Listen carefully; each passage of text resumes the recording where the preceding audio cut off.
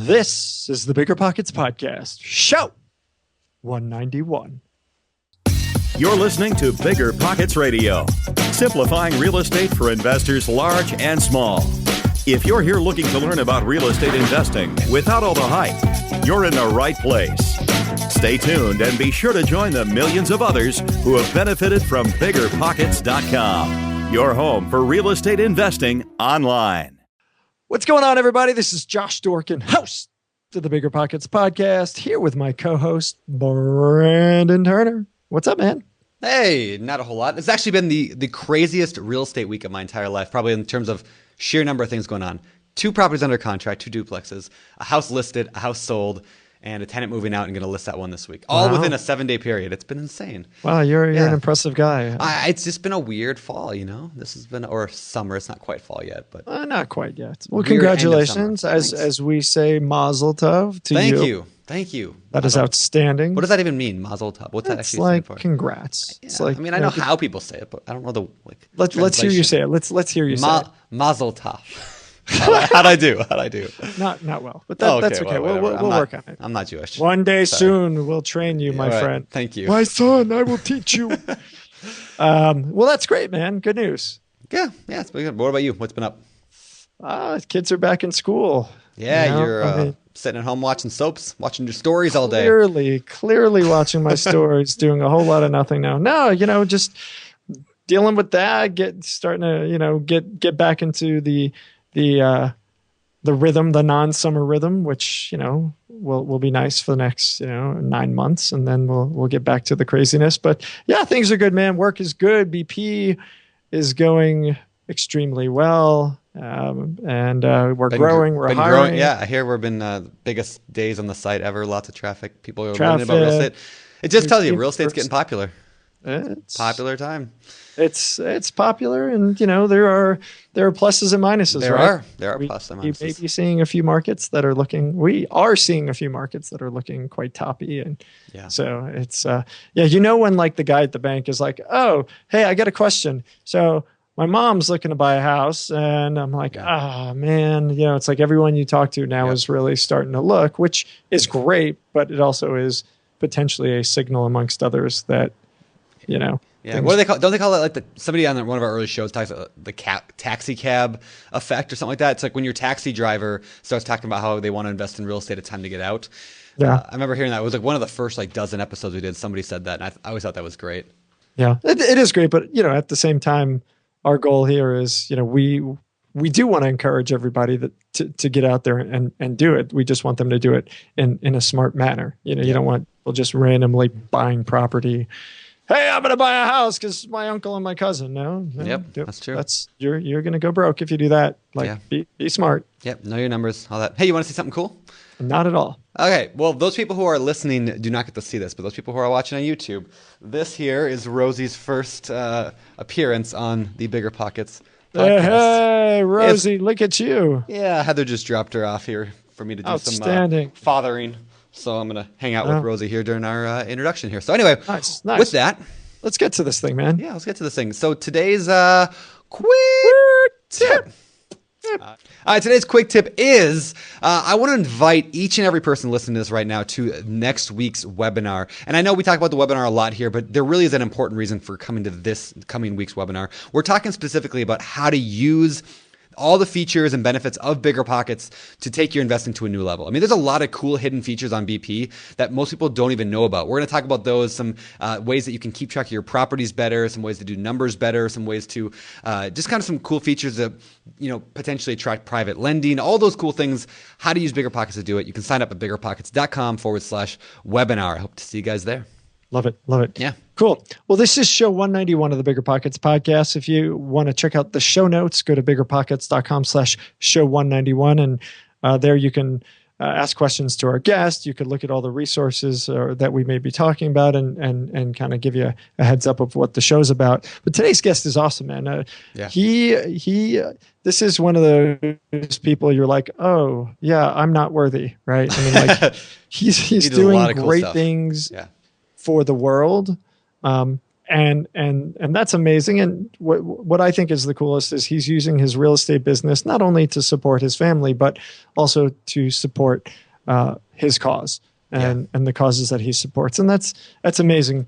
We cover everything from, he's a slightly older gentleman, not too old, but we talk about, how to get started if you're in your 40s, 50s, 60s, and up. And we cover just everything else from turnkey to lots of buy and hold and tenant issues. So definitely listen up. All right, guys, let's get this thing going. Today's guest, Bill Manassero, is a real estate investor in Southern California with an unbelievable story. You got to listen up. So let's bring him in. Bill, welcome to the show, man. It's good to have you here. Hey, it's great to be here. Cool. You guys are awesome, man. No, you are. Like so much fun. No, you are. No, you are. I got to just start the show, Brandon. I'm just, I know Brandon usually jumps off with this thing with the first question, but I'm going to just take the lead here because changing things up. Fascinated by you. You're a fascinating man. Well, like we're doing our research and I'm looking and I'm like, Bill Manassero, Google. Oh, wait, is he chilling with Oprah? What? What? Dude, what is going on? Who are you? All right, Bill. So you're a real estate investor, but we gotta take it back. We gotta get this whole backstory and figure out like how you got into real estate and like what's this Oprah business? Talk to me. Okay. I just started as a poor little kid in the San Fernando Valley, and I was a musician and kind of put my way through school. I was in the 60s. Okay. So, the best I can remember, I was a musician. No. and I, kind of. And it wasn't even legal back then. It wasn't even. And I, just kind of grew up and said, I was trying the starving musician thing for a long while, and finally said, look, I got to go get a job. I got in the corporate world and advanced pretty fast, went in financial services, the airline industry, automotive industry. And then I just wanted to I got tired of kind of like working for all these other folks and decided I wanted to be an entrepreneur. So I launched my own businesses, advertising agency, public relations agency, ended up moving into launching an internet startup, and just to see these, my stock options just expand and grow, and then the internet bubble burst and pretty well just had a lot of paper that I couldn't use for much of anything. But and then just, I don't know how far you want me to go here, but whatever, man. We don't need to say anything at all. That's better that way. No, and just ended up, kind of right when the internet bubble burst, my family and we decided actually, I have a daughter, 9-year-old daughter, Ariana, and I had this dream to go to Haiti and build an orphanage and a school and a medical clinic and all this stuff. And so we went to visit, ended up coming back home after the visit, sold everything we had, went back to live in Haiti full time, and started an organization called Child Hope International that, we have a home for girls, a home for boys, school, vocational training, micro businesses, all these things to help out the kids in Haiti, and did that for 11 years. And then pretty much at the end of that 11-year cycle, we're kind of looking at it, we're getting kind of old, and we're kind of thinking, okay, what are we going to do? And I started looking at, I've been living on faith most of my life here, and so I need to do something. I have a little bit of money in an IRA when I was in the corporate side and stuff, but I was kind of looking at options. So while I was in Haiti, I started different things. I did an online business, sold things on eBay, got kicked off of eBay, and that didn't last real long. But hey, it was good while it lasted. But I always had an interest in real estate, and so it just kind of led to, I started reading, started doing research, and so forth, and I was thinking, well, I was going to flip, and I was thinking, how can I flip homes from Haiti, in the States? I mean, that's going to be kind of tough to do. That'd be a good story, yeah. Although some people say they do it, you'll have to find those guys and make them guess, I guess. But So I was kind of going, well, I don't know if I can do that. And I got this kind of unexpected inheritance check. And I said, gee, I got to do something. So I'd been researching markets that I wanted to buy in if I could buy in.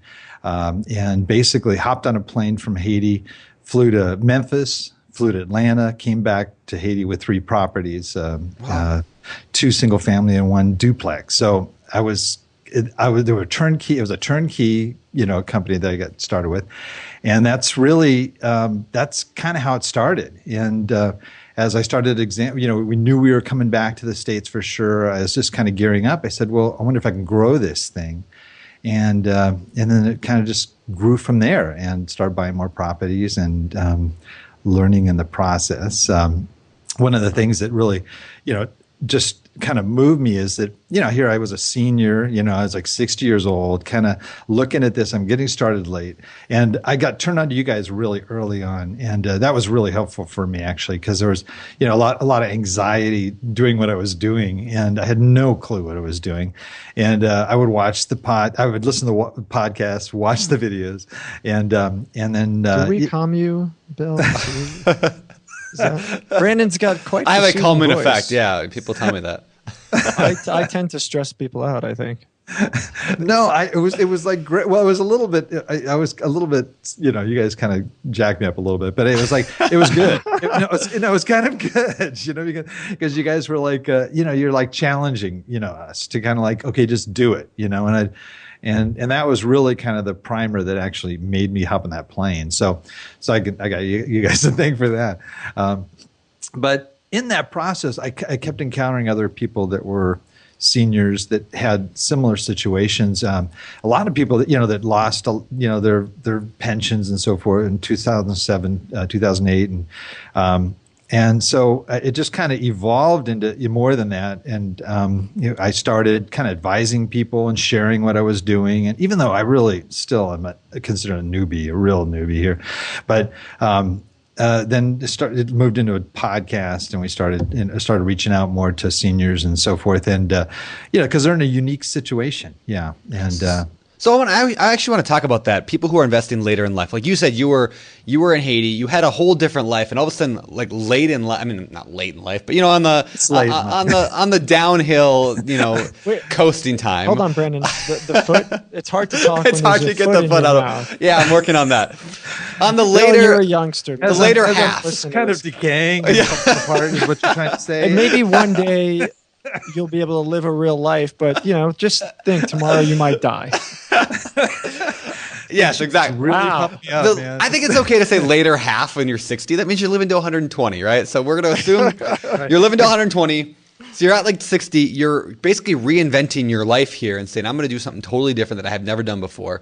So, a lot of the BiggerPockets audience, and I want to go back and talk about a lot more stuff that, covered in your story, but a lot of our audience are 20-year-old, guys and girls, but a lot of them are also 40, 50, 60-year-old people who are, later in life. They're not 20 years old anymore. They're not, out there, I don't know, still learning how to shave. Like they're grown-ups, right? So do you have any advice for those people? Yeah. Okay, good. Do you have any advice for those people that are listening right now that are maybe later in life and they're looking at their retirement's coming up soon? Like, they can see the end of, working and they're like, I need more money. Boy, that's pretty depressing. I heard you. Not the end of their life. The end. Here, isn't it, Bill? I'm just going to have this call and be really depressed. No, I know what you're saying. And I think the main thing with this group of people is that, you've got, if you've got some money in the bank and you're kind of like holding on to it, you're thinking, gee, what costs are going up, cost of living and so forth. And, what should I do? Should I invest in anything? But then I don't want to spend, our nest egg, on something. Do I want to take a chance on real estate and stuff? And I think that's probably the big, there's that fear factor. And I guess it could go with any age, people just taking the leap and getting started. But I would just say for those people, really look, listen to BiggerPockets, watch the videos and get an idea of people that are out there that are doing it. I know people like you've had Jeff Greenberg on your show. He started later in life, and now he's doing gangbusters out there, and a lot of people that started after 50. And so I just start small. If you're nervous and you're uncertain about it, get a duplex or even a single family home, but don't let your fear, kind of just stop you from doing anything and then just get stuck. You're just kind of like, clipping coupons and hoping that you're going to make it, you're not going to live too long, right? Well, we're laughing. I guarantee you there's there's thousands of people right now listening to this show, nodding their head like, yeah, I'm waiting. I mean, I know people in my family who are like, I don't know. Let's see. I'm 65. I'm 58. I'm 72, and I don't know. I get another 10, 20.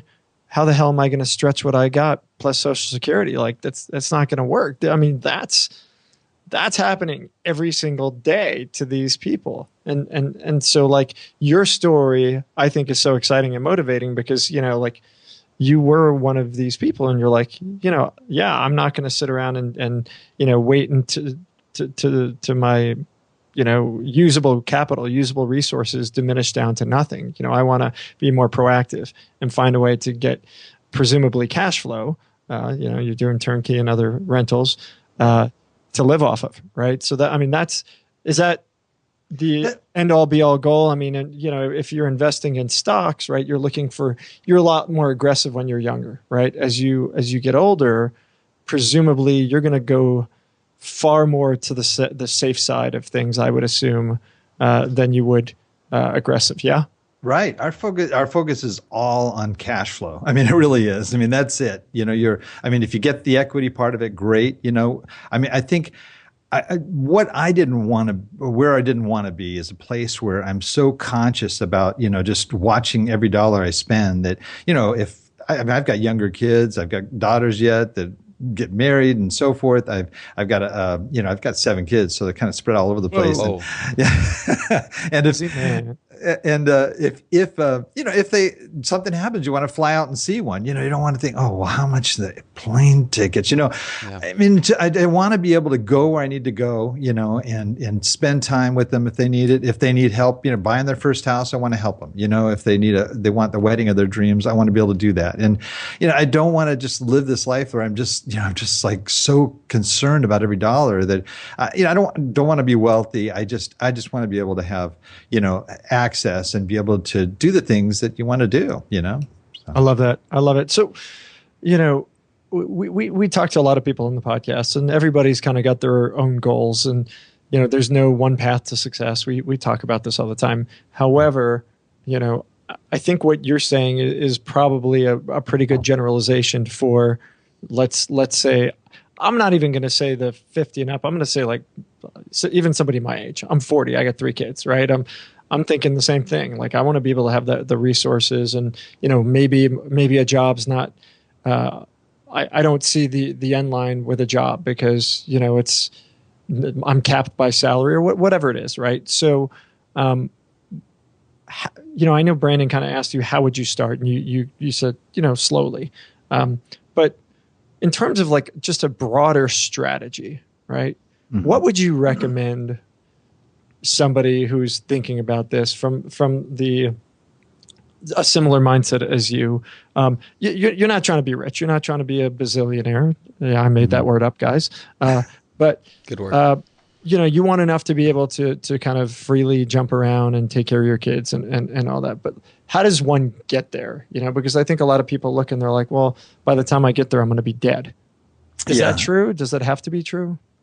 I think there's that process. First, it starts with education and just getting comfortable enough about investing. What do you need to do in terms of the types of properties you need to buy to get what you want to do? And then you set goals. And with those goals, you look at some people, maybe they only need 500 more a month or a couple thousand a month or whatever, and you look, again, you work your way backwards and you look at, okay, if I buy this single family home and I finance it, I'll get, 200, 150 a month or whatever it is. And how many of those do I have to get that extra amount?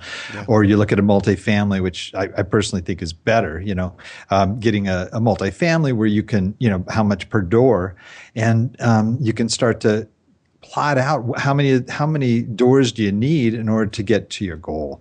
And I think that's really where it starts.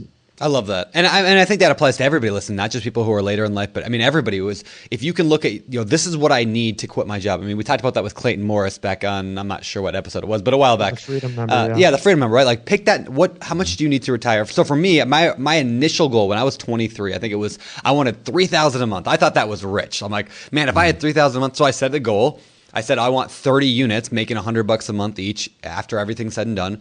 And I went out and just worked my tail off to get it. It took me like 3 or 4 or 5 years to get there. And I got there and I was like, all right, I did it. Well, let's push to the next goal. And so, so I raised my numbers but I mean, like no matter what age you're at, like set a goal, set a number, work backwards from that, and you got it. I love that, Bill. So very cool. Well, let's transition back a little bit and go talk about your story. First of all, I wanted to address, Josh mentioned earlier Oprah. So that was because of the Haiti thing, correct? Right. So you guys were there for the earthquake, I'm assuming? Yes. Yeah. I mean, we went there. I think it's like 2004. We've been through everything from major coups to, just all kinds of diseases that kind of flow through Haiti on a regular basis. We've had attempted kidnappings that my wife and daughter just barely escaped from. We've had earthquakes, hurricanes, and I mean, it's just been, it was an incredible ride. I mean, we absolutely love it.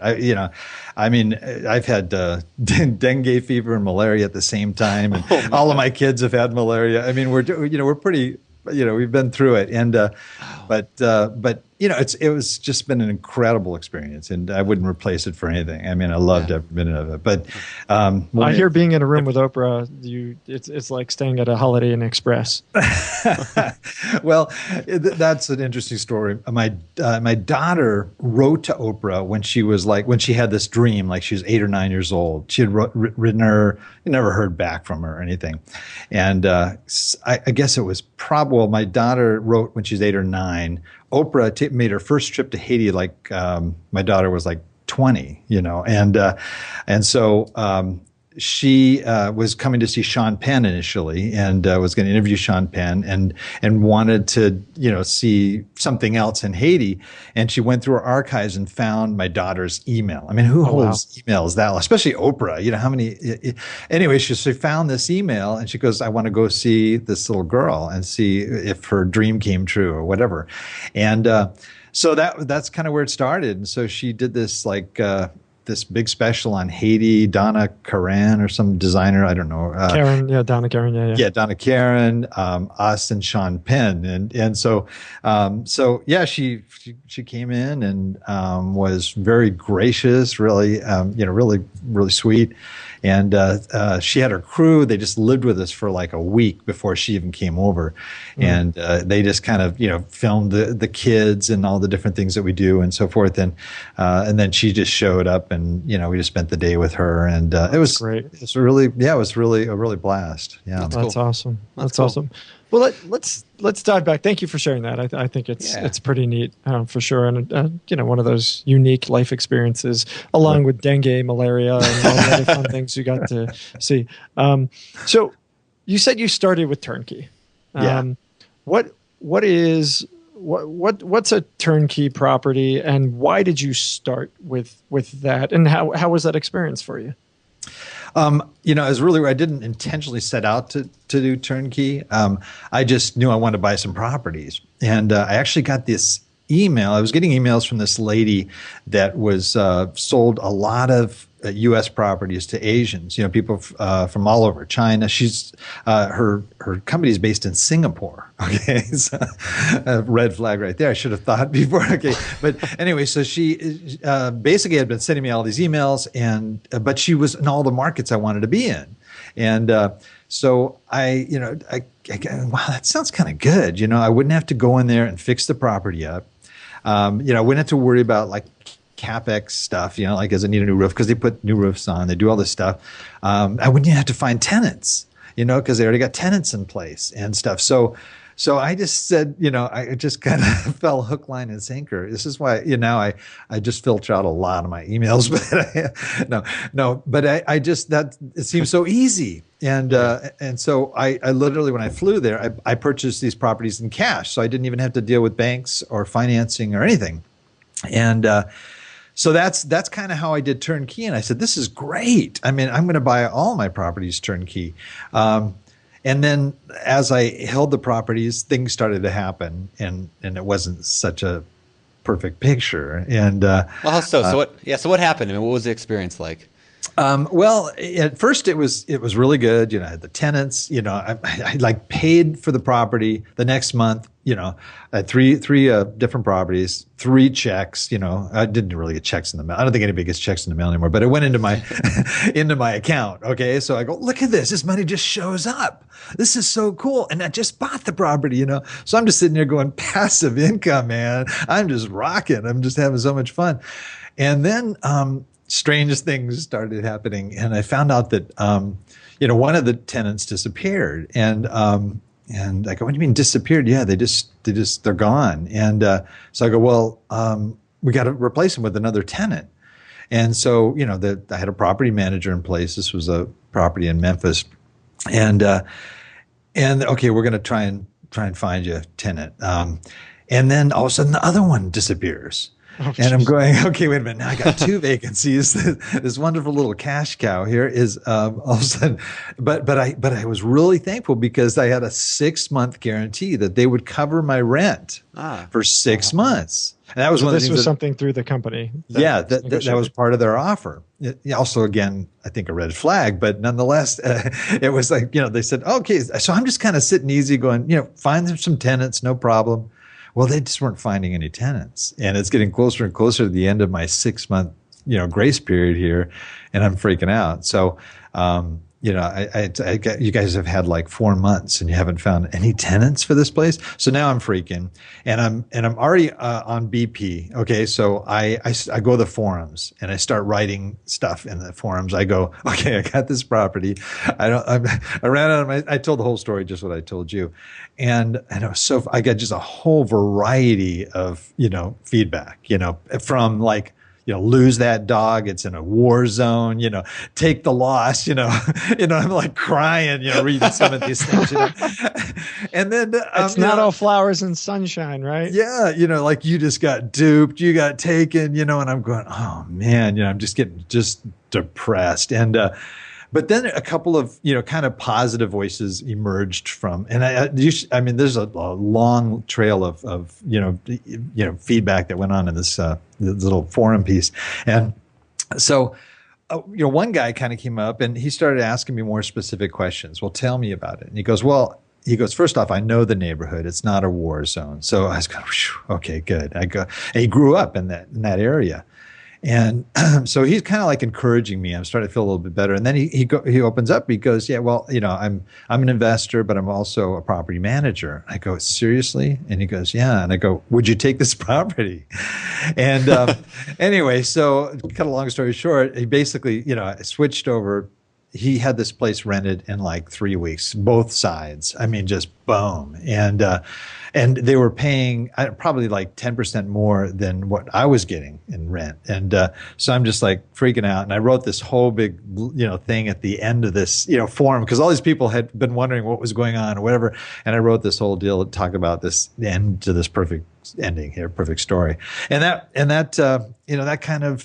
it just ended on a really great place. But I found out that these tenants were like they were like squatters that were kind of put in there by the owners, and they weren't really real tenants, and they were just kind of placeholders so that they could sell the property. And so so to cut a long story short, that was like the deal. And so I had another property from them, and I was kind of concerned about, but I was okay in Atlanta, the other property that I was concerned about. Can I ask a few questions based upon what you just said? You bet. All right. It's my show. Of course I can. All right. So how did you, are you for sure that they were squatters? How did you discover that? And for those people who are thinking about renting from a turnkey company, like how would they know? We talk to a lot of people about making sure that, you do your homework when you are inheriting a tenant, learning as much as you can. And, oftentimes it's not in your favor to do so. In fact, I think we talked about that in last week's show, right, Brandon? You've inherited some that you got to get rid of right now. So how does somebody deal with that? How does somebody make sure that that's not the case? Let's start with that. Yeah, okay. Like I said, I went into this thing with blinders on, and that was my problem. Is I just totally trusted this turnkey company. I did no due diligence. I mean, these things could have been on a toxic waste dump, and I wouldn't have known it. So that was my learning experience in the process. Is that I really, even if you're buying turnkey, do the same due diligence that you would. Including the inspections and everything else, just to make sure you've got what's right. And that was my problem, is that it just sounded too good to be true, because I kind of made it too good to be true. Yeah. And if I would have done my due diligence, it wouldn't have been a problem. Okay. Yeah. And that's great advice. I mean, I think it's easy to look and say, hey, it seems like this company's got a good reputation. I'm going to just go ahead and trust them. It sounds great. Particularly, I mean, since we've somewhat been talking about folks who are a little bit older, I think a lot of people do prey on folks. So yeah, I love that. I love that advice. Do your due diligence, do your homework, and if you need help, if you're not sure what to ask, if you're not sure what questions, I mean, that's what the forums are for on BiggerPockets. Get the community to help you do what you have to do, or know what you have to know in order to vet a company like that. Yeah. Yeah, that's true. I mean, seriously, I would, and I'm kind of doing this on my own. So I don't have a partner or anything. And so, going to BP was like, these guys were awesome. And, it really does give you, that kind of feedback you need, to make good decisions. Cool. So what happened next? You've got, these 3 properties. Where did the pathway lead you from there? Well, I said I wanted to grow it, and that was year one. It was like 2014, and it was at that time I said, where do I want to take this thing? And I said, I want to be able to produce not only just enough income for my family, but I also want to help support what we're doing in Haiti. And so what would that be? And I kind of calculated out and so forth.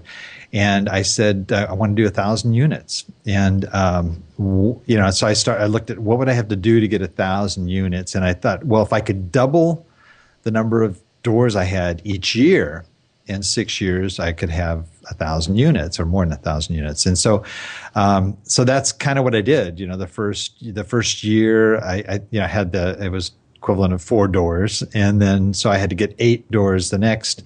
I bought a duplex, but that was at the same year we were coming back from Haiti. So it was kind of a crazy thing. We also adopted 2 Haitian kids. So we're in the midst of a lot of stuff. So all I got were was that duplex I bought in Indianapolis.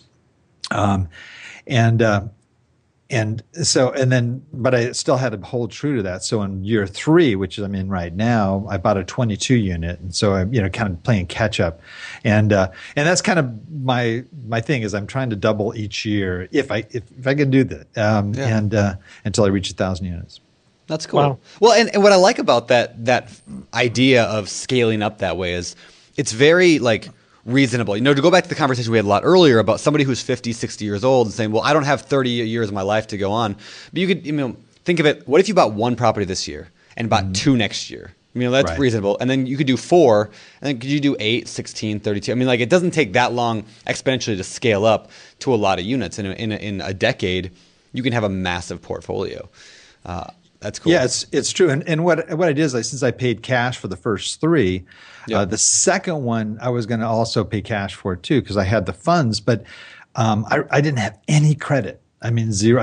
I've been like debt free for 20 years, So I was realizing, if I'm going to actually apply for a loan, I'm going to be turned down because I don't even think I'm even, in any of these loan. Yeah, I mean, I just have no history. So I financed this property in Indianapolis, the duplex. I mean, it took forever. It was like almost impossible, but I got it because it was cheap property, so it didn't cost much, But then I've been building up my credit since then. But the idea is, you can invest in cash and get into something. You can refi later, use that, so to purchase do a down payment on another bigger property, and keep going from there.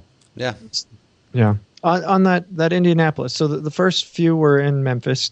You now have a property manager you're happy with. And you say, yeah, I'm going to go and buy in Indianapolis. Great.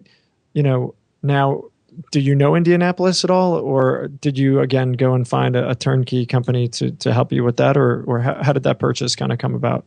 Yeah, I mean, it was one of the areas I was researching. It looked like a perfect market. There's certain markets that are booming. There's others that are just steady and just kind of on the increase and are great for cash flow. I bought this duplex for like $51,000, I think, and it was a great buy. To answer your question, they were kind of a turnkey company, and they had presented themselves. In fact, they advertised on BP as a turnkey company, and that was another issue for me because I was I couldn't be there to fix it up, and so they did all the rehab, everything was ready, they had tenants in place, and it was much easier for me on that end to do the turnkey thing. But I think, as I get into bigger units, just there aren't a lot of turnkey apartment buildings and so forth. So, I'm kind of easing away from that. But I think it's a good place for people to start.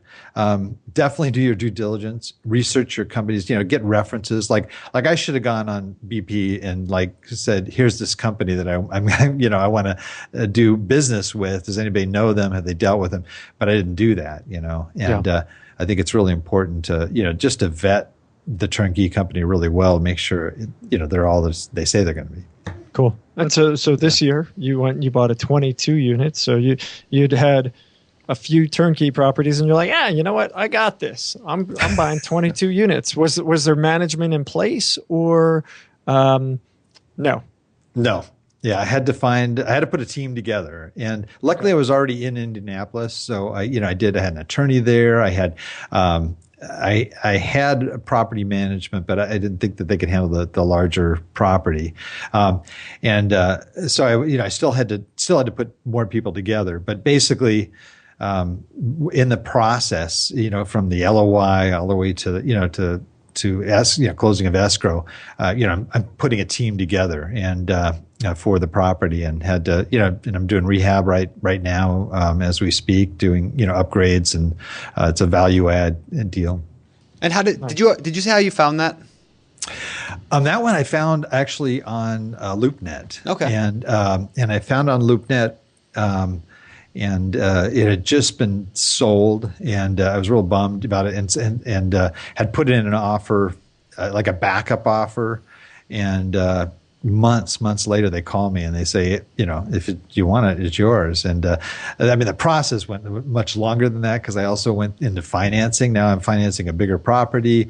It's not like it's not under 5 units. So now, it's a commercial property, and just went through, luckily there was a wonderful seller that worked with me. And I think the whole process took probably about 7 or 8 months. It was really, a long-term deal.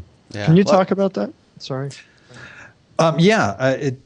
Initially, I think when you're in a new market like that, you rely a lot on brokers for your referrals. And my broker had said that Wells Fargo was lending and looking to lend in commercial in Indianapolis. So I contacted Wells. They knew my situation. I didn't have a long credit history because I haven't been, doing anything for 20 years.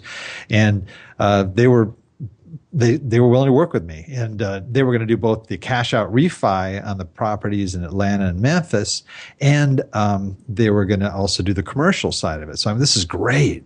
So I worked with them for about, it probably was about 3 months. It was the longest ordeal I'd ever gone through. And at the end of it, it came down to, well, you don't have W-2 income. I go, well, you knew it. You knew I didn't have W-2 income when I got into this. And all has 1099 income. And so, they turned it down. So now I'm like, okay, the clock is ticking. I've got, earnest money. I've got all these things I could lose. And so I got a referral for mortgage brokers, and I talked to a bunch of different ones, and, a lot of that just didn't develop. Finally, one guy came through, and I paid through the nose. It wasn't really hard money, but it was as close to hard money as you could get to get that financing done. Did the property support that financing, or did you have a strategy knowing that you were going to pay so much more as a percentage for the financing that you needed to kind of alter what your plan was? Yeah, it worked within the plan that I had. Okay. But it was really, really tight because we were counting on, immediate rent increases, as well as reducing some key expenses. And we kind of ran into a little bit of a glitch because my property manager, we had an aggressive program. It's going to, over a 2-month period, we were going to do rehab. We were going to increase the rents and so forth.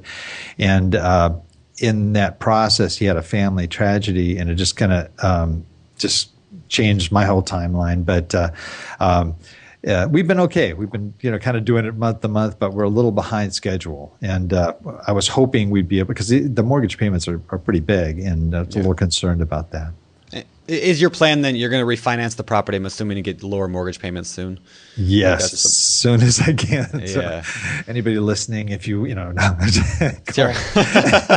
Do it. You got an audience. So when it's all said and done, I mean, like you're repositioning this apartment complex, which takes a lot of work, takes a lot of effort. You don't make a lot of money, if any, during the process. But after it's all said and done, what do you expect it to bring in per month? Like, do you have a estimate on what you think it'll bring in? Well, I did this little thing on BP here. Oh, look at that. The rental, the BiggerPockets rental property calculator, which you can get to at biggerpockets.com/calc. There you go. And this says that I'm going to make a lot of money on that property. So good. No, but basically, yeah, it was a amazing, I think, the property I offered or bought it for $350. It was appraised for $400. It's a very low cost property for 22 units, but had a great cash on cash and cap rate. Everything was very attractive. So there was a lot of room in there, a lot of wiggle room, and we've been able to increase already about 75% of the rents. So we've come pretty far. Yeah. But we've got some vacancies that resulted in that process that we're trying to fill as quickly as possible. But I think we're gonna, it's gonna net probably about $5,000 or so a month. Awesome. That's awesome. So really one more question for you before we move on to the fire round is, what is it like managing a rehab from a long distance? And I ask that for kind of selfish reasons because I want to buy an apartment building and I probably have to go out of my area. And I like repositioning things. I like the BRRRR strategy, right? Buy, rehab, rent, refinance. Yeah, I love that stuff. So I've never done a massive rehab from far away. So what can you tell me about that? Yeah, it's just kind of like getting started in real estate investing. It's the same deal. You got to just do it, and then you learn in the process. And that's, I would, there's times when I go, I just want to be there. I want to be able to deal with this. And part of why I'm investing out of state is because I want to be a passive investor. And if it were down the street from me, I'd be there every day. And it would not be, that passive income stream. I would be, I'd be working full time. And so, that's kind of, there's some real drawbacks. At times you're going to want to pull your hair out and you're going, I hate this out of state investing. But believe me, I think once it's set up, and it's running smoothly, then it's okay. But you gotta understand there are going to be some bumps and grinds there. There's no way around it. Yeah. Makes sense. my last question ties back to the property. So how do you actually go about repositioning it? So obviously you want to raise the rents, right? You've got 22 units. What's the strategic process? I'm assuming you're going in, you're fixing up some of these units, you're cleaning the outside of the building up, you're doing things like that. What does that look like for you in this particular property? And what was the strategy? What was step 1, 2, 3, 4, and the steps that have yet to come? Well, we had an advantage in that the rents were already under market, which was a plus. So we could come up to match market pretty easily. I think most people knew that they had a great deal. But sort of our strategy was to come in and let people know that this is going to be a better place to live. And with that, first thing we did is just start fixing things. And there was a door, the security was off. We had to put in brand new doors on front and back of this building, which really expensive. And we did a lot of nice stuff on the outside. Then we started tackling the common areas. And when they see that you're really serious about making it a better place to live, the people are a lot easier to go along with it. And so, hitting the common areas, trying to make this place, trying to bring back almost some, it's a building built in 1925. So we're kind of trying to bring back that feel that, trying to track also, what I call in that area, they're kind of the hipster Hoosiers, and nice. And that crowd that doesn't mind, that kind of a place. And so in that process, we're also rehabbing units as people leave too, and trying to bring them up a few steps. So. Gotcha. So that's it. I think we also had a little thing where, we were doing window air conditioners. We were adding as a little incentive if you signed up at this particular time and so forth. That's cool. So start with the curb appeal, the outward presentation of the building and the inside common areas. It shows the tenants, hey, because if you start with the units themselves, not everybody gets the benefit, right? So if you do the outside and you do the areas that people share, suddenly the entirety of the building benefits, and they can see that you mean business here. You're here to turn it around, and then you kind of can start justifying rent increases and things like that. Right, exactly. Yeah. And I mean, we have some of the people that we kind of inherited that were there, and they're real nice people are like on disability and so forth. And sure. And one guy that came out, he has a prosthesis leg, and he just got really pumped about it, and he just said, "Can I help? Can I keep the hallways clean? Can I do this? Can I do that, or whatever?" And so we gave him a little job, gave him a little bonus or whatever, so he could be kind of like our on-site caretaker, and he's just loving it because he's just usually sitting home all day, and now they're taking pride in the place that they live in. So it really did make a difference, and and we're not done yet. We want to put in like security cameras and some other things just to really show them that we care. Yeah, I love that. I think it's awesome, and for everybody listening, I think it's hard for some people to understand. Like, oh my God, it's this big thing. I have to go and spend ridiculous amounts of money to turn over the entire property at one time, and you don't have to, right? I mean, what's your plan on turnover? Is it like 2 year, 3 year, 4 year?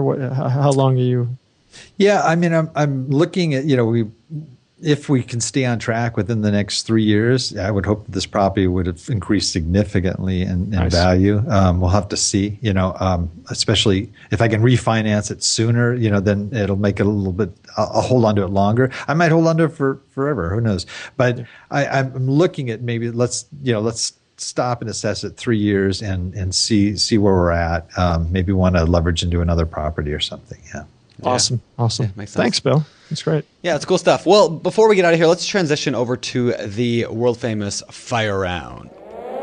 It's time for the fire round.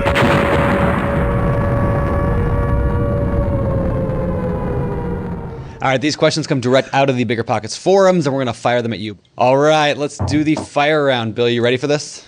Yeah, I'm ready. All right, can you handle the heat? All right, number one. I don't know. Number one, what are some good questions to ask a turnkey company to vet them? I'm about to talk to one. First you get a list of references, and they're probably going to give you people that love them anyway. I would, I'd ask for references right off the bat. And I think another thing you'd want to find out too is, can we talk to the property manager? Who's actually going to be managing the properties? Usually you're talking to some salesperson, but I want to talk to the property manager. I want to see what they're all about, and find out. Just find out their philosophy and so forth. Yeah. Right on. Good stuff. All right. So should I start with single family or small multifamily as a new investor? I would say small multifamily. It just, I'm talking duplex minimum to get started. I don't know. Once you're in multifamily, I just find that it's just so much better. If you have a vacancy, it's not 100% vacancy. The duplex, it's a 50% vacancy. With an eightplex, it's and so forth. It's just, to me, I think the best way you can go is starting with if you can. If you're not comfortable doing that, a lot of people, because they bought a home, they feel comfortable buying another home. A 3-bedroom or whatever.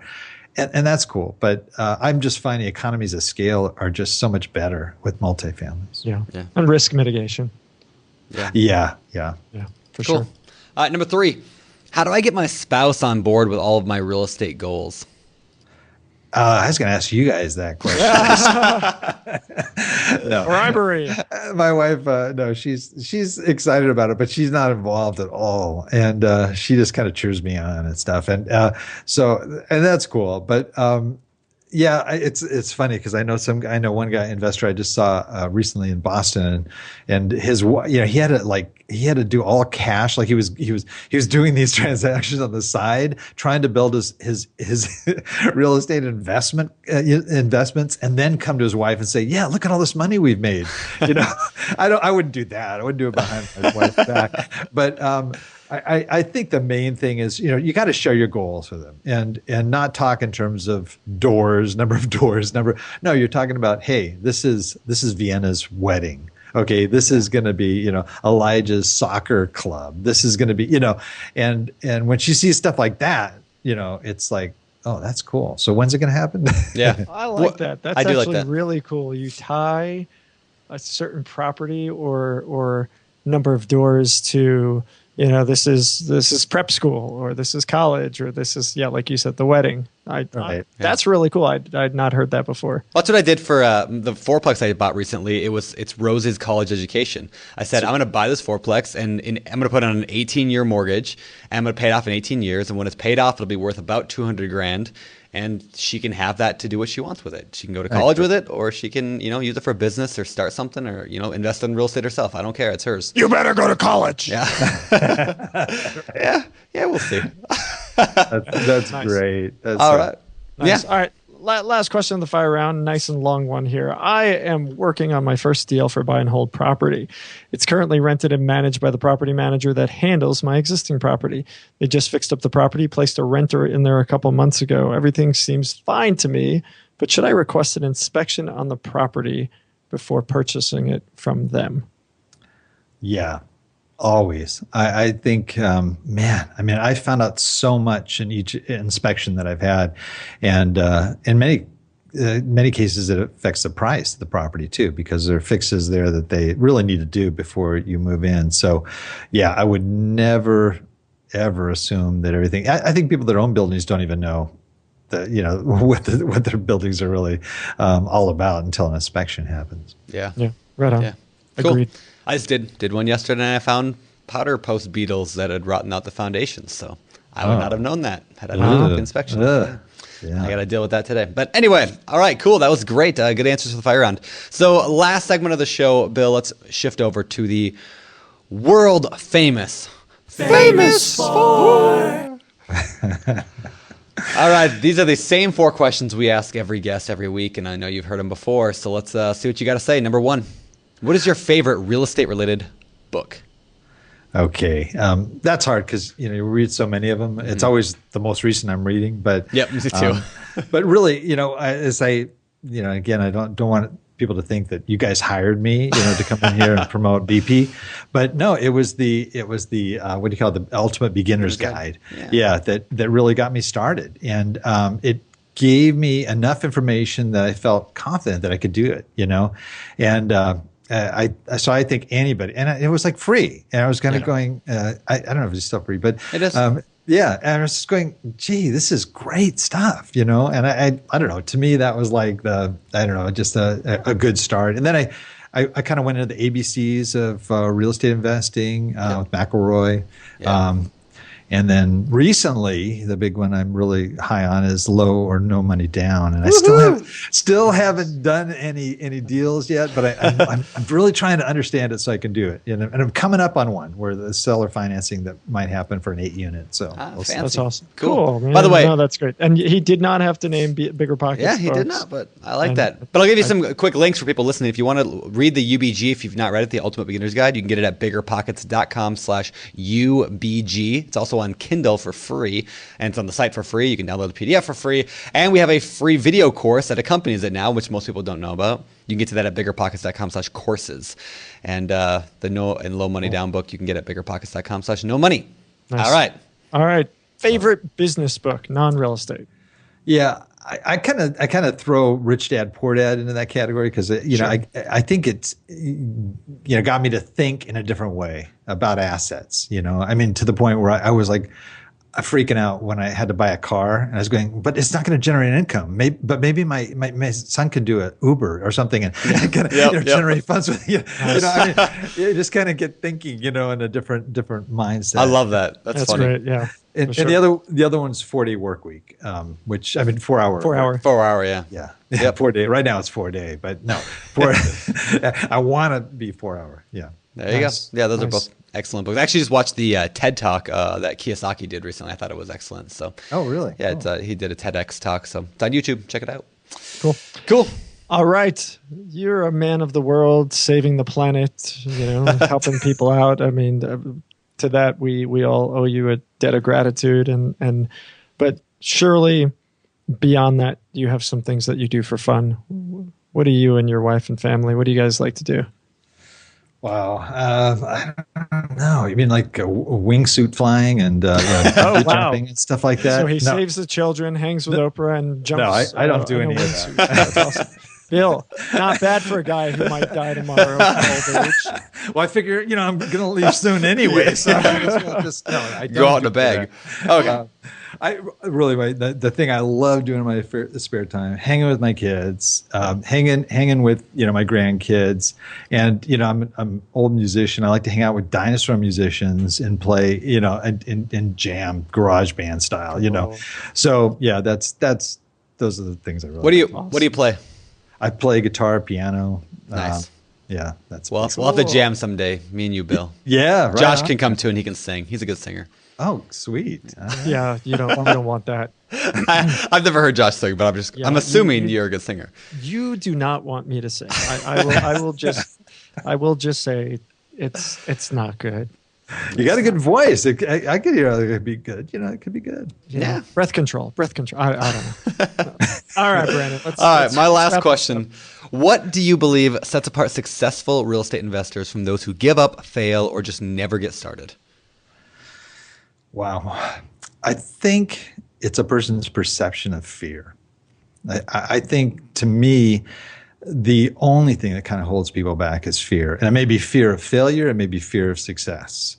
But I think like a true sort of entrepreneurial spirit, the people that really do survive, they embrace that fear, and embrace the failure when it happens, and just celebrate, that fear, that failure, because that's how we learn. You can do all the education you want. You can do everything. You can read all the books, watch this, the seminars, everything.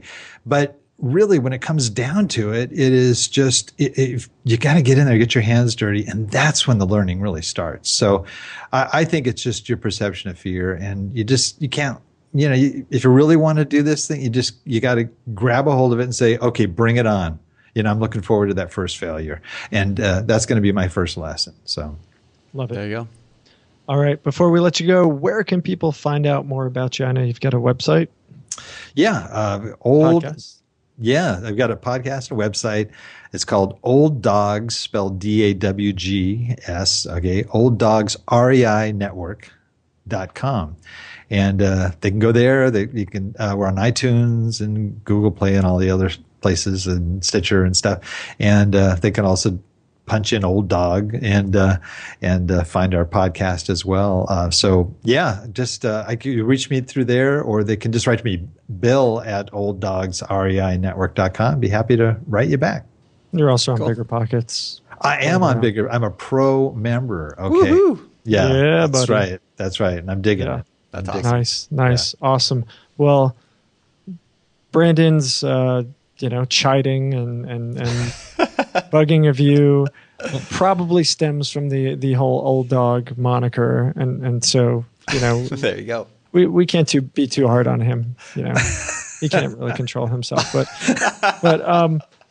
Bill, thank you. Thank you for coming on the show. Really do appreciate it. And I do mean it. Thank you for all the things that you do. I mean, there's the world needs people like you. So that's awesome. And I applaud you. And we really do appreciate your time and look forward to seeing you around, man. Well, thank you guys. And likewise, I'll tell you one thing that really affected me was the fact that you do what you do because you love it, and you also you're not selling anything. You really aren't. And you get your books and and Brandon, but you're yeah, he's a problem, but he's a marketing guy. That's what I do. But no, seriously, and it's that same approach that I took with the Old Dogs Network, is that I'm not charging anybody anything. I'm not going to have some $20,000 mentoring fee or something. No, yeah. I mean, I think we got to help each other out. And I think, and I really admire you guys and your stance that you've taken. And that had a big impression on me. So thank you guys. Yeah. Appreciate that. Good job, All Josh. right, Bill. Well, thank you again for your time. Be well. Good luck to you. And, we'll talk to you again hopefully soon. All right. You bet. All right. Thanks, Take care. guys. Bye. Take care, Bill. Bye. All right, guys. That was Bill Manassero. Wow. Yeah, that guy's legit. Wow. Brandon, how many times have you had dengue fever?